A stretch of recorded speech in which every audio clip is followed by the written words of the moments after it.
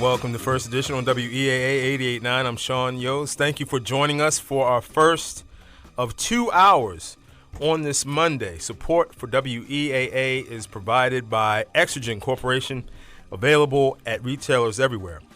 Make sure to follow us on Twitter at First Edition 88.9, and don't forget to like and follow us on Facebook at First Edition on WEAA 88.9 FM. Go to WEAA.org on our homepage for the latest podcast of First Edition, or subscribe to our iTunes podcast, First Edition. In our second hour, it's the Hour of Power, of course, because it's Monday, and leading off as usual, our man in Los Angeles, Dr. Levi Harrison, with the Art of Fitness. Then, of course, it's Candace Denise, founder of the Soar High Dream Big movement. She'll be back with words of inspiration on this Monday as well, coming up in the second hour of the show.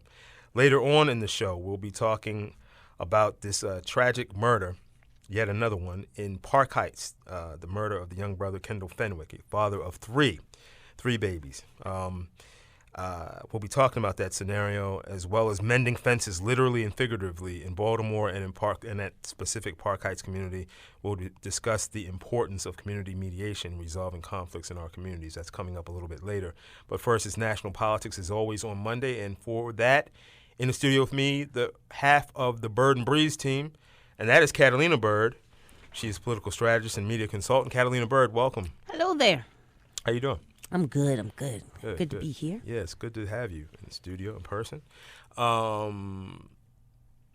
So let me start off, just since we're talking national politics, let's start off with a little bit of local politics. You supported your brother, as you always say you do, by coming through on a Saturday afternoon. Only political junkies. My daddy was there, too. He was there before me. Oh, I didn't see it. I was at another event and saw you post it and told my father, and he went over there. Oh, I wish I couldn't, because I was. No, you were doing your moderating thing. In the mix. Yeah, so I want to thank the brother Sean Stinnett for inviting me to be the moderator of that the Muslim Council's candidate forum. It was a marathon, but this is the thing, and I'm probably going to wind up writing about this week. What I was encouraged by, Catalina, was several strong candidates for city council, brothers and others, who were well-spoken. I mean, they obviously, most of them don't have political experience per se, but well-spoken, very thoughtful, intelligent cats, and young dudes who are willing to get into the political process, much like yourself. And young women, don't forget about Jamie. Yes. She was the only one, and she was strong. She was strong. Jamie Frierson, correct? Yes. Yeah, very strong. So I was encouraged, because our bench has been was thin for a while. In the council races, it has been. Yes. I came in on the mayoral part. Right. And it was, I was like, who are these people? Because I don't think I'd ever seen Connor Meek in person, or Patrick Gutierrez, and I've met Calvin. I was happy and excited to see so many young people wanting to be a part of the process. Right. I have friends like Russell Neverdon, who you had on the show last week, and Christopher Burnett. They're in the same race. That's going to be an interesting race. But then I listened critically to some of these other ones I didn't know, and I was really saddened that it appears that they haven't read the city charter and were proposing to do things that they wouldn't, in fact, be empowered to do. Because I think that's one of the things that feeds the apathy in the city. The voters are sold pipe dreams, and whether the person knowingly is lying to them or unknowingly because they've not read the charter, when they can't deliver on those expectations, people tend to leave the process hurt by it. But all in all, it was really interesting. It was really nice. A lot of young people. It was a lot of young people. That in and of itself encouraged me, impressed me a bit. And like I said, several candidates that I was impressed by, even some of the mayoral candidates, even though they may not be very familiar with the city charter, which is not a good thing. But I like just the enthusiasm that I saw from some. Well, I've been friends with Zeke for years. I was a mentor for the intersection, and he was a regular on Mark Steiner's show here at the station. Our dear friend Carla, who's gone, often would book him for Anthony's show as well. And so I'm excited about his chances in the first. I know he's working really hard, hitting doors. He left there to go hit more doors. So, yeah, that's really exciting. Yeah. Okay, so now to national politics as usual. So you were the one who pulled my coat to the fact of the president's response to Republicans. We're going to get to that in a moment. But first, obviously, we announced it as it was kind of happening on the air on Friday. The massacre of individuals in Paris. What I last saw was 129 dead, hundreds injured in these terrorist attacks in Paris. ISIS is claiming responsibility. France has initiated more bombing attacks on allegedly ISIS locations in Syria. And obviously, the old adage that we used to have, or what used to be, was the mandate that you left politics at the water's edge doesn't seem to apply anymore, because the many of the GOP candidates for president decided they wanted to jump on this situation, and you had some of the regular usual suspects, some of them not even candidates. John McCain, obviously, and his buddy Lindsey Graham, chicken hawks as they are. We need to, As well as the governor of Alabama and Michigan. And they did it for posturing purposes. They know that we are in preparation of receiving an allotment of Syrian refugees ourselves. And they're playing to their base, which is really sad. And I think the president addressed it at the G20 summit today, because the context in which they're doing it is one of the most un-American things, suggesting religious tests to prove that only allowing Christian refugees in from Syria, or demands to make you convert from Islam it's just insanity. And so Alabama and Michigan's governors have said that they are not going to accept the refugees. Bobby Jindal wants a greater screening process before any come to New Orleans or to Louisiana. And I think it best sums it up when people say that instead of blaming the fact that Syrian refugees had been there in Paris, remember that this is what they're running from. Right. This is what they're running from. And this is going to sound maybe over the top to some people, but do you remember the movie The Siege? Do you remember that movie? Mm-hmm. Denzel Washington. Yes. I can see people either in Europe. I could see governments in possibly in Europe, even here in the United States, that mentality manifesting itself in the wake of these types of attacks and the possibility, unfortunate as it may be, of these types of attacks in the future. That siege mentality, round up all the Muslims. Yeah. Lock them behind a fence. We saw it after 9/11. People didn't differentiate. And the funny thing is it also shows to some degree our ignorance, because we're not talking about white Muslims. No. We're talking about dark-complected Muslims, though people don't seem to realize that there are white Muslims in Turkey, where the country in which the president was today for the G20 summit, is a primarily Muslim nation, and those are white people. Plenty of white Muslims in the former Soviet Union, quite frankly. Right. So it's a combination of our ignorance. But if the wrong person is elected, then absolutely. That is something I could see being a reasonable thing as well. Isn't it feel like a bit of an extension to the Trumpian philosophy? Connected to immigration. He doubled down on the call to deport all 11 million, allegedly 11 million illegal, undocumented workers in this country, undocumented immigrants in this country. Started talking about Dwight Eisenhower and Harry Truman, what they did, which was, beyond brutal. So there we go.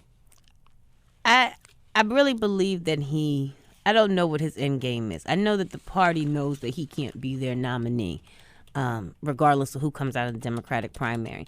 But I appreciate that he's pointing out what some of us have always known and are critical of, and that, racism is still alive and well in America, even though we elected Barack Obama. Well, indeed it is, and I was having a conversation earlier. All the way to the extent of hypervigilant lunacy. Well, indeed. If you're just tuning in, you're listening to First Edition here on WEAA 88.9. I'm Sean Yos, your host, in the studio with Catalina Bird, political strategist and media consultant, talking national politics. Oh, whoa. That was sounding like some tribal drumming. I guess that certainly was not at a GOP rally, I would say. All right. So we heard Donald Trump, Ted Cruz, Chris Christie, and John Kasich of Ohio. Of the four that we just heard, only Donald Trump was Annie, get your gun, as far as a response is concerned. The fact that, okay, let's talk about all the people who have guns who don't know how to use them properly, people with bad aim. We talk about guns as a safe thing in a certain context when it comes to attacks like these. Right. But it is lack of training and access to guns that we talk about in a totally different light when we're talking about violence in cities and when children end up targeted. So what is the notion that just because it's a bad guy, right, that suddenly you're going to be able to use your gun more properly? Bad guys. If you're in a theater and somebody jumps up with a bomb strapped to their chest, right, with their hand on the plunger ready to detonate, I don't care if you are who you are. And it's a soccer stadium. Right. Soccer is a loud sport. Nobody is going to notice that. Honestly speaking, you're not going to be able to pick out the one or two people. And then even it's still in the restaurant, one of the things that one of the people were talking about, they said that, Paris is a really free place. They don't have a lot of smoke, metal detectors or things like that to go into places because it's not been something that they've had to be concerned about. And to some degree, I think that is what made them a target more than us. Well, yeah. I mean, it's like, okay, so when the 9/11 attacks happened and they crashed those jetliners into the World Trade Centers, was somebody supposed to be on the airplane strapped? Supposed to have people outside of air marshals strapped? I mean, there was nothing that could have really stopped. Guns wasn't going to stop that attack. Wasn't there someone on the third plane that crashed right outside of Pennsylvania that was supposed to be going to the Pentagon, had a knife, right, or something like that? I mean, and it still didn't save their lives. No. It's just that, so. Do we have the Democratic response also? All right, let's hear what some of the Democrats had to say about Paris. Well, John, let me concur with you and with all Americans who are shocked and disgusted by what we saw in Paris yesterday. Together, leading the world, this country will rid our planet of this barbarous organization called ISIS. I'm running for president because as I go around this nation, I talk to a lot of people. And what I hear is people's concern that the economy we have is a rigged economy. People are working longer hours for lower wages, and almost all of the new income and wealth goes to the top 1%. And then on top of that, we got a corrupt campaign finance system in which millionaires and billionaires are pouring huge sums of money into super PACs, heavily influencing the political process. What my campaign is about is a political revolution. Millions of people standing up and saying, enough is enough. Our government belongs to all of us and not just a handful of billionaires. All right, Senator Sanders. Secretary Clinton. Well, our prayers are with the people of France tonight, but that is not enough. We need to have a resolve that will bring the world together to root out the kind of radical jihadist ideology that motivates organizations like ISIS, a barbaric, ruthless, violent, jihadist, terrorist group. This election is not only about electing a president, it's also about choosing our next commander-in-chief. And I will be laying out in detail what I think we need to do with our friends and allies in Europe and elsewhere to do a better job of coordinating efforts against the scourge of terrorism. Our country deserves no less because all of the other issues we want to deal with depend upon us being secure and strong. Governor O'Malley. So we heard Bernie Sanders and Hillary Clinton in their responses to the terrorist attacks during the Democratic debate. It's interesting. You heard kind of a division there in the responses between Sanders and Clinton. Bernie Sanders more about he was talking about money, and he was talking about capitalism, and he was talking about the influence of Wall Street. He transitioned into that, whereas Hillary Clinton, of course, talking about security more so of the country. So that's obviously a definitive line between Sanders and Clinton there. Yeah, she's a warm. Well, she's a definitely more so than any other Democrat probably. More than any other Democrat. And so that's it. And you hear that difference when they talk about how they would approach ISIS and Syria and other things that are on the foreign policy. When you watch them in the debates, Bernie Sanders, I think, is a little bit more in the direction that, we've seen Barack Obama try to be, in the sense of trying to be diplomatic first and come to the table with you first and make fighting it and declaring you an enemy before having a conversation a few more steps in the process away. Whereas Hillary's like, we know who they are. Let's get them. Let's go. Let's listen to, this has been the tease of all teases as far as leading up to the president's response, but let's hear what the president had to say specifically to Republicans as far as ISIS was concerned. What I do not do is to take actions either because it is going to work politically or it is going to somehow, in the abstract, make America look tough or make me look tough. And maybe part of the reason is because every few months I go to Walter Reed and I see a 25-year-old kid who's paralyzed or has lost his limbs. And some of those are people I've ordered into battle. And so I can't afford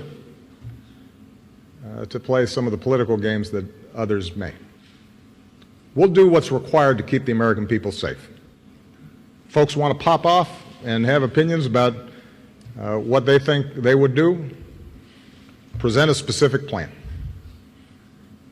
If they think that somehow their advisors are better than the chairman of my Joint Chiefs of Staff and the folks who are actually on the ground, I want to meet them. So there's the president responding to the critics, his Republican critics, at the G20 summit in Turkey? Yes. Right. Yes. I was watching it live. I didn't even realize today was G20 summit day. Neither did I. And then it was like, whoo. His body language, and I was listening to him, and I'm thinking, and there's another great piece you don't see when he gets this taking questions. This guy, I can't think of his name. I think he was from CNN. He calls himself grilling the president. The president said, I've answered this question in the last 3 questions. I don't know what else you want me to say. I've laid out what our strategy is. This is what we're going to do. This is what we're not going to do. And that's the road I'm not going on. He's clearly very, very disappointed. And I share his disappointment. I mean, you saw it happen on Facebook. People started posting a story about a university attack in Kenya from April to distract away from the Paris coverage. It went viral all over again 7 months later. There were portions of our community that talked to other people about who were praying for Paris as it was happening before the body count was even finished. And you don't care that much for your own people. It's so much inhumanity that I think he's really disappointed at people who have been elected and outside the country. They don't know the difference. They were all Americans, but say such un-American things. I'm in agreement with that. But you know what I also think, Catalina, is that more than any other terrorist threat that I can remember in my lifetime, this ISIS thing, I think, really it does terrorize people. It does frighten people because they seem so relentless. And they seem resilient to whatever military action has been taken against them so far. When you start talking about people sitting at cafes and reading newspapers and drinking coffee and having dinner, and you get blown away randomly.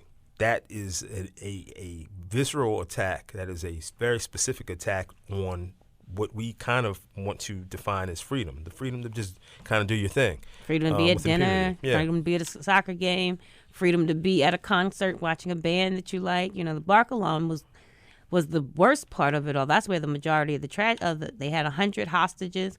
And I kept saying to myself, they haven't set in any demands. No. You know, watching it unfold throughout the night, it's like, okay, but what do they want? And the moment it became really clear they didn't want anything, then I knew that was probably Going to be their fate. Yeah, that was going to be their fate. We're going to have to leave it there. Catalina Bird is a political strategist and media consultant. Catalina, it's always a pleasure. Thank you much. All right, we'll see you next week. We're going to go to a break. When we come back, talking about community mediation and that horrible scenario, that horrible murder, tragic murder in Park Heights. Stay tuned. You're listening to First Edition.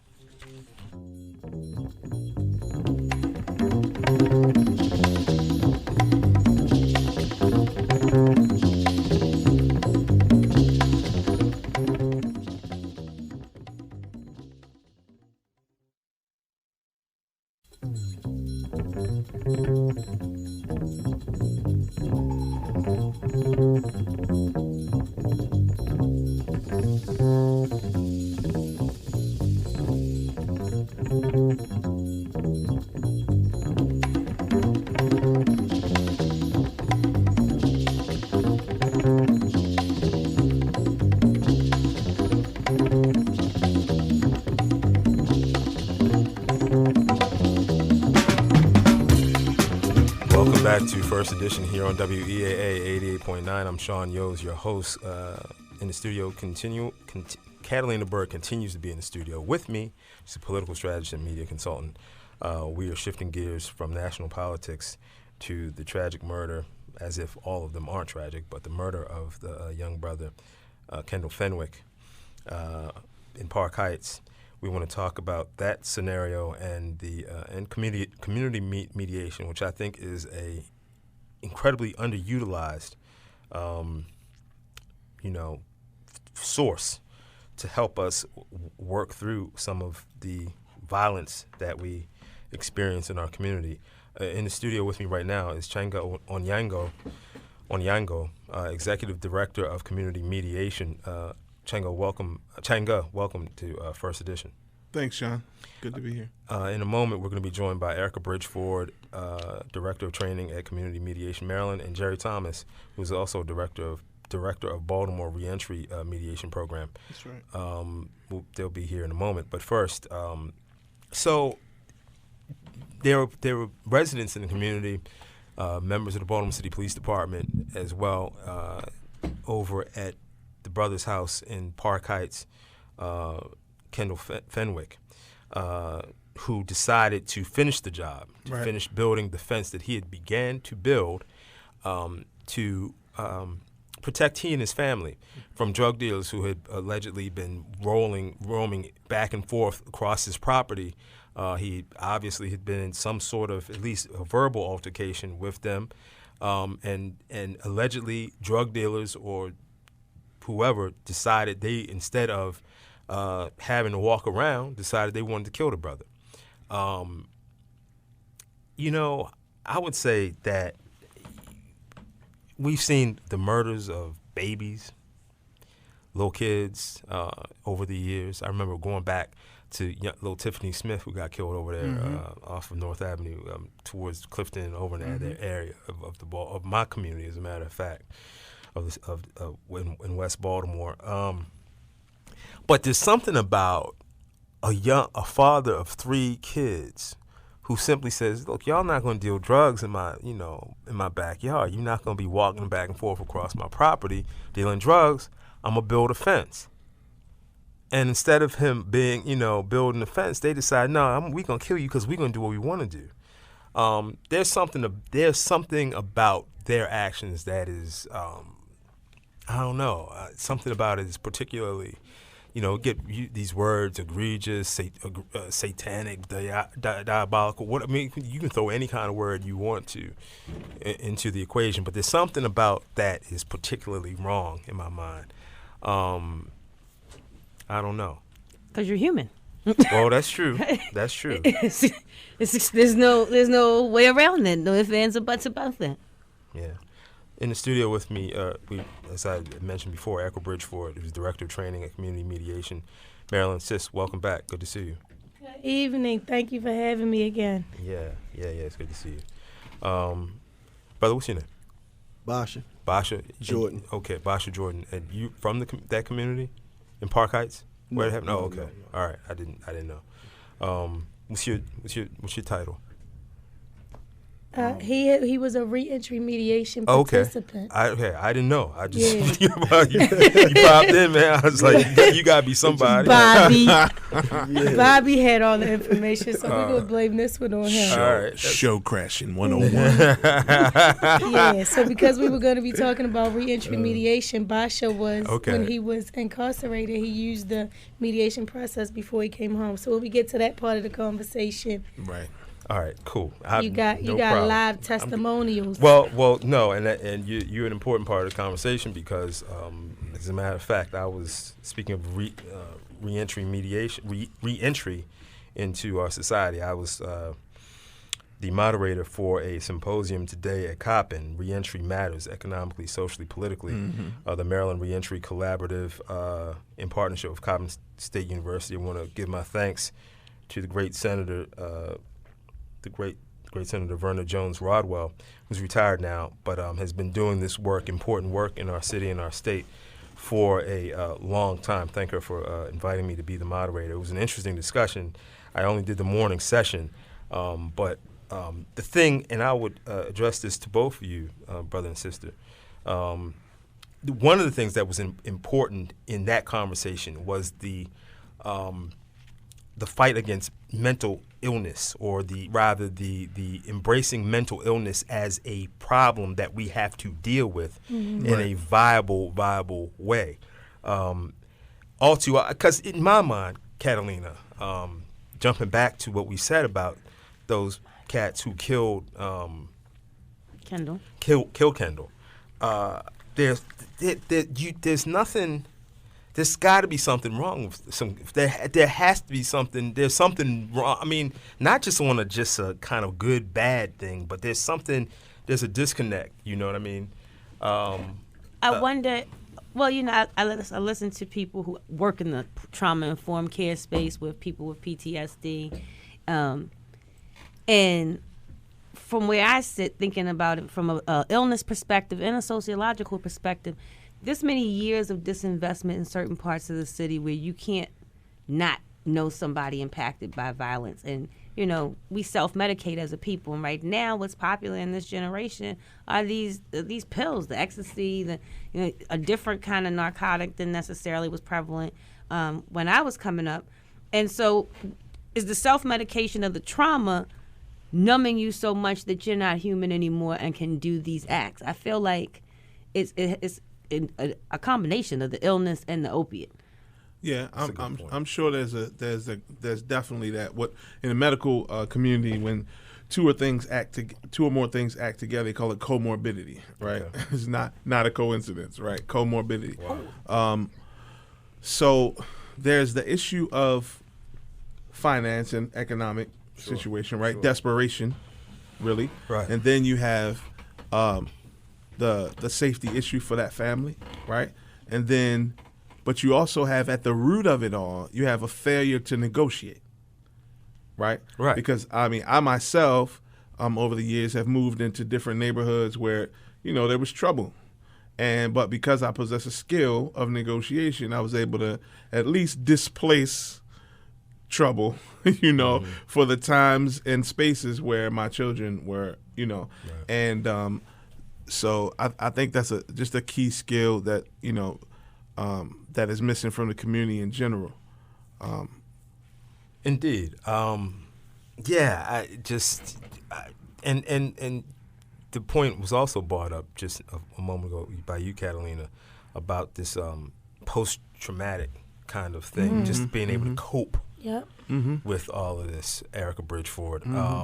It's not, we have to, I think, get used to saying that it's not normal Not at all. to experience the stuff This that we level experience. of yeah, you know? and the thing is that we can't even say that it's the drug trade that brought this level of violence, because drugs have been here. This level of violence has not always Generations, been here, right. And so we have to understand trauma. We have to understand that when you not only experience trauma in your life, but just observing trauma impacts your brain the exact same way as if the trauma happened directly to you. So we are literally a society, and especially if we just take Baltimore, we all are functioning in post-traumatic stress and not understanding that children in elementary school, it is not normal to come outside and see chalked body lines outside. That is traumatizing. Yellow tape, that is traumatizing. Hearing gunshots at night. I started hearing gunshots at night when I was 11, 12 years old. It went from,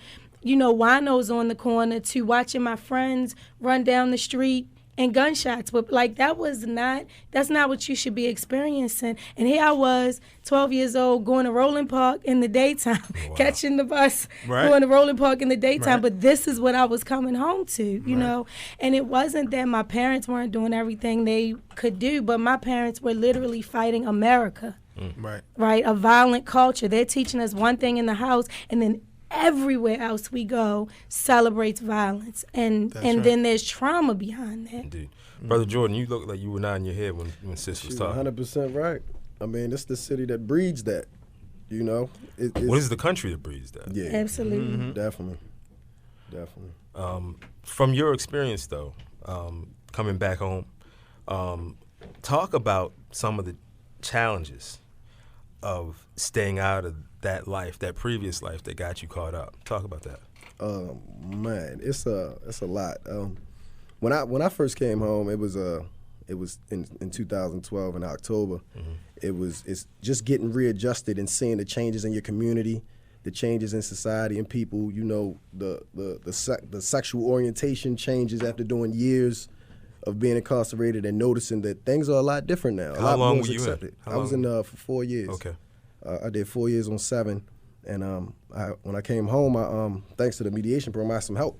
So by them looking out for me and allowing me to have a good conversation with my family and showing that I got something that I can come home to and do and know that, okay, now, I got something to come home to. I'm not by myself. Like, I thought I was going to come home and have to figure everything out from there. I figured it out beforehand. So I had a step process that I could take from Jack, Lorg, and Erica showing me, look, this is what you got available to you. That what you just said is step by step. Is beyond huge. Man, who you telling? Exactly.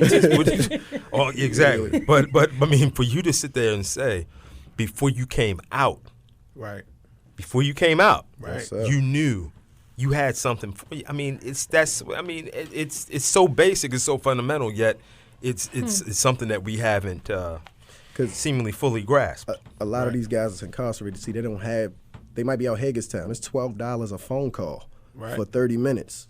Do you know what I mean? So they can't talk to their family and say, I'm about to come home. Can I stay there? Can I do that? No, they got to come home and then figure all that out. Yep. So that's forcing them right back in the streets just to make that meal or pay for that room for rent that they got to pay $1.25 for. Hey. And now you paying $600 for a room in Park Heights. Right. So, I mean, a month? So you getting thrown into a situation immediately and don't have kids, don't have drug addict family members, don't have friends that's trying to give you stuff. I'm going to say stuff. Right. You know what I mean? To get you back on your feet. They don't want to give you the money, but they're going to give you thinking they doing you a favor. Right. Thinking they doing you a favor. And the cycle They're looking continues. out for you in their mind. Yeah.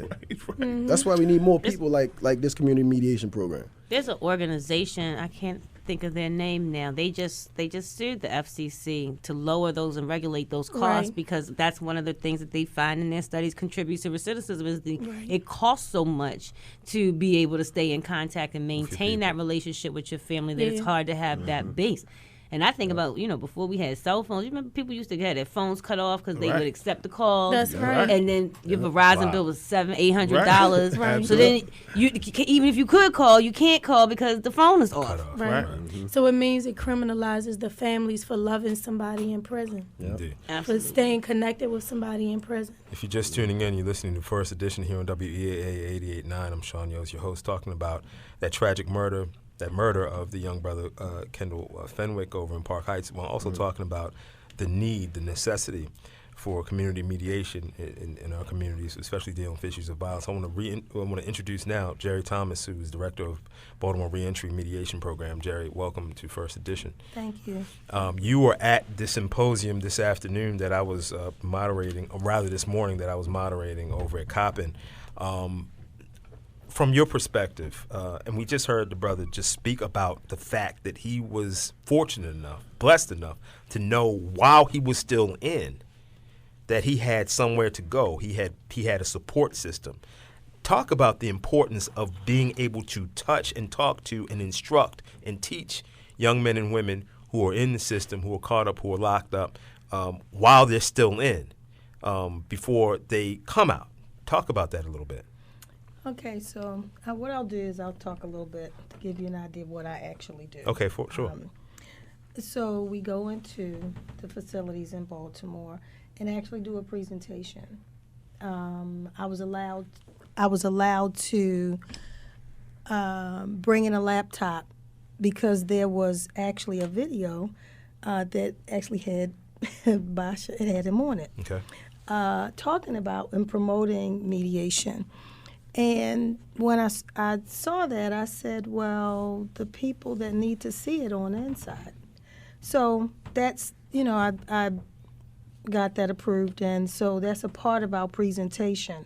And so I talked to them and let them know that, one, Maryland is the only state in the entire country that's allowing incarcerated people to meet and connect, try to catch bridges that have burned, ones that have burned all the way down to see if they can rebuild them, or to catch them before they catch on fire.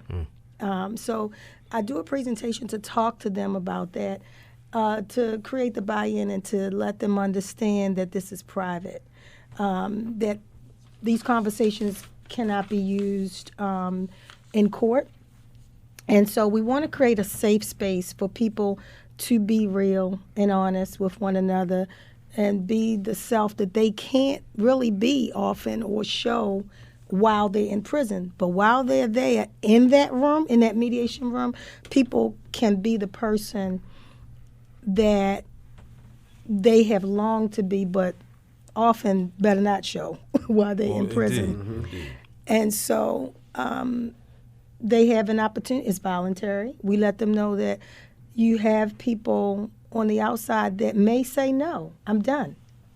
And at the same time, I also encourage them to just, if you have an idea of who it may be that you want to reach out to, just do it anyway, because very often, more often than not, people don't say no, even if they felt like they were done. Usually what happens, they're very caught off guard if they've been disconnected, and they realize that you've reached out. It catches them off guard very often, the outside people or family members. It catches them off guard, and they're really surprised, and they say, well, maybe something has changed about this person. Well, and they come out of curiosity and hope. Mm-hmm. Later, if we get an opportunity, I actually have something that I would love to read that actually exemplifies what I just said, from a mother that wrote to us about her experience and how she was done. Okay, we'll let you read that in a moment. Before we get to that, though, let me take a few phone calls for people who want to get into the conversation. Let's go to Brother Leo Burrows in Bolton Hill first. Brother Burrows, welcome back. Good evening, my friends. How are you? Good evening, brother. Good evening. Well, I agree with everything you've said, and I think it's good. It's great food for thought, and we need to be about doing everything that you say we should be about doing. But however, I want black men in particular to understand what Citizens on Patrol is all about. Does anybody know what that is? You patrol your own neighborhood, and you can do it in coordination with the police. You can do it in coordination with your neighbors. The 300 marching men. Right. Yep, 300 men march. 300 men march. They've got to adapt some of what they do sometimes to patrolling neighborhoods where they find people like Kendall Fenwick, the great Kendall Fenwick, who have the courage to stand up for their convictions. You have to have some kind of patrolling. Would that have saved his life? Maybe yes, maybe not. And last but far from least, I remember the police commissioner saying that he called the killers of Fenwick punks. And maybe they are punks, maybe they're cowards. But I will tell you this, when you tell a drug dealer that you're not going to take it anymore, and he tells you to go to hell, then that's your clue. You have got to be protecting the physical. You've got to have the means to protect your family and others physically. And I don't know if people want to deal with that. I'm a great one for cooperation with police, but the police do not live in our community. 90% of them don't live in Baltimore. Sure. They don't empathize with us, and they don't care what happens to us. So the clearance rate is what, Sean? 10%, 20%? It's abysmal. They find 10% of the people who kill us, and they don't seem to be looking for the others. We've got to protect ourselves from those thugs, those hoodlums who don't know they're black. All they know is that they're animals. We've got to be able to defend ourselves physically as well as spiritually and do all the conflict resolution kind of things that you guys are advocating. All right, Praise God. Thank you, brother. Let's go to Brother Halim in Baltimore. Brother Halim, you're on First Edition. Thanks for calling. Yes, how y'all doing? All right, brother. Okay, the one thing that I think that we are not good at as African Americans is tough love. And so most of these individuals who are doing the murdering of our people, they don't have the intelligence nor the means to have their own home, their own apartment. They live in somebody's house. And we know who they are. I mean, I can't understand how an individual, he or she is a churchgoer or a mosque or a temple, whatever, and then have a murderer living in their basement. We need to put them out of our house. We have to let them know that even though you're my brother, even though you're my son, my nephew, my cousin, whatever, I can't tolerate you in the condition that you're in. You got to get out of here. But Brother Halim, and I hear your anguish. I hear you, brother. But I mean, ultimately, then what happens? Some of them going to turn on them. Whatever happens, happens. And most of the time, these individuals want the love of their family. Okay. And so, if Mama is telling them that I can't look at you like that, you got to get out of my house. Daddy is telling them you can't stay here. Okay. Now, in time, I pray that they turn around. Right. But I mean, we can't embrace them and then say, look at the murder. Got it. Well, Halim, we got to move on, man. We got a lot of calls more to get, and don't have a lot of time. Thank you for your call, though. Let's go to Don and Glen Burnie quickly, though. Thank you, Don, for holding. Hey, quick point. Okay. If the police know who these folks are that's out here committing all this havoc, they say it a lot. They don't. If they're not going to get them off the street, that means they're not doing their job, right? Okay. Another point. All right. And, there's a lawsuit in Compton, California. They're suing the school district, Compton School District, for post-traumatic stress. Yeah. For these young students. Okay. So this stuff is real. Oh, I mean, indeed it is. You can't go to school and concentrate and do your work if you know when you get off from school or go to school, you walk into a war zone. Indeed. Don, that's a good point. Thank you for calling. They take one more call. James in Park Heights. James has a question or comment. James, you're on First Edition. Thanks for calling. Hello, Brother Sean. Hey, brother. How are you? Yeah, I live 2 blocks from Brother Kendall, and he actually, my daughter braided his hair last year. I visited the Northwest Police District 5 times over the last year to get foot patrol in my block, 2 blocks from his house. That's inferior. Okay. Go ahead. So, and now the police know where this high drug areas are located, and if they don't, they're stupid, okay? Because I can talk to people all over Northwest District, and they can point out where the drug dealers are located. Right. And the police don't do their job. And if this guy, where he was living at, right behind his house is Rachelstown Road, and I live on Rachelstown Road. And I told the drug dealers, if I catch you in front of my house, I had to be real. I said, I'm going to shoot you. Because I'm not jeopardizing my grandkids because you want to make money. They respect that. They don't sit in front of my house. But you got to know how to deal with these knuckleheads, and if you don't, then they'll try to play you. And the police, unfortunately, just collect the paychecks. They know where the crime high drug areas are. They're not doing their job. All right, James, thank you for your call, man. We appreciate it. Yep. Too many times, you hear the police say, "Well, there's 100 violent guys. It's 100 violent people in the city that are doing most of the crimes." That's a confounding kind of comment to me. Well, you forget, before the uprising, it was last year, the officer in Park Heights was arrested. He was part of the drug trade. So if the people you're going to for help are enabling the people that you're going for the help about, what happens to you? Yeah. Sister Jerry Thomas, you wanted to read that thing? Yeah, I'm going to read it. It just says, to who it may concern, deciding to attend mediation with my son was one of the hardest choices I had to make in my life. I was so angry, upset, and hurt by all the things that he had done, not only to myself, but my other children, my parents, my family, and people I didn't even know. And I constantly struggled with understanding why and how my son could be this way, especially when I felt I did my best to instill morals, respect, values, and decency in him starting at a very young age. And despite all my efforts to keep him on the straight and narrow path, he still ended up in prison. So in my mind, I felt like mediation would be a waste of my time. My son contacted my parents first, and they decided that they would go to mediation with him to try to figure out where we all went wrong. And if there was any hope for reconciliation, at least with them, I, on the other hand, was still prepared to never speak to my son ever again. And it had been over 2 years since I had heard from him. When I got the call from community mediation, I was extremely reluctant to attend mediation at first. I went over and over in my mind, in all caps, what is the point? This will be a waste of my time. But looking back now, I'm very happy I attended mediation because it allowed us to finally sit down and have a meaningful conversation without interruption or distractions.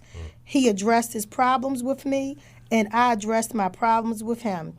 Mediation helped both of us to listen to each other and without blame or shame. Going to mediation, I must say, helped change my feelings and help my relationship with my son. Once he was out of prison, I decided to help him get back on his feet and try to better his life. Although I realize it's a long road ahead for all of us, I'm certain that without mediation, I don't know what our relationship would be like. And it has definitely had a profound effect on where we are today. So I pray your program continues to grow and that it will continue to help other families. It has helped mine. Thank you. So that is a great word to end on. We need another hour, but we don't have it, unfortunately. But I'm just thankful to see all of you in the studio and share your stories and share your experiences on this issue. And can I say one thing before we wrap up? I hate misinformation, so I just want to say that the 300 Men March actually do patrol. They've been patrolling the Bel Air Addison neighborhood for the past year, and the gun violence has dropped in the area that they've been patrolling. Yeah. So it would be nice if we research things and then make comments. Indeed. We're going to have to go to a break. I want to thank Erica Bridgeford, Changa Onyango, Jerry Thomas and brother Bashar Jordan. Basha Jordan. Basha Jordan. Sorry, brother. Basha Jordan. But you kind of came in He on popped it. up on you. Basha Jordan. The third, excuse me. And Catalina Bird as well. Thank y'all all for coming through and Thank talking you. about this. We'll bring you back. Thank you. Stay tuned. You're listening to First Edition. Yay.